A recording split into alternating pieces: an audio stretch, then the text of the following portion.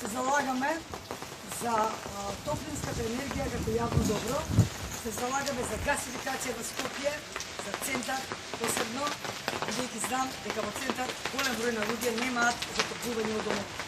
Значи, приватизацијата на топлификација не е решение, туку е решение обштествената корист од топлинската енергија. Балкан Енерджи Груп, Петре Шилегов не успеа и покрај 3 години да го пренесе на град Скопје.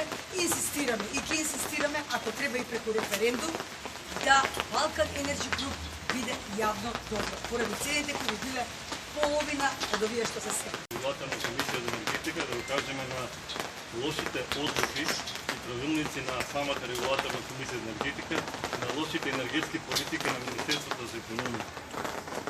Енергетската мафија има своји луѓе, внесено овде како регулаторна комисија за енергетика, а тоа е направено преку лобирање и преку подмачкување на политичките партии во собранието. За жал, Скопјани се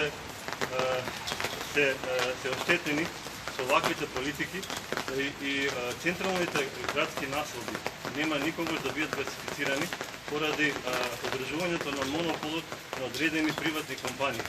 А токму тоа го одложува регулаторна комисија за енергетика. Исто така, предвидуваме поскапување на парното грејење. Скопјани ќе имаат скапо парно.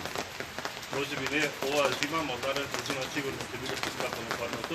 Ќе пратиме сите одлучувања околу топлификација и сме револтирани што и самата држава индиректно се вклучи во судските спорови помеѓу топлификација и ТЕТО.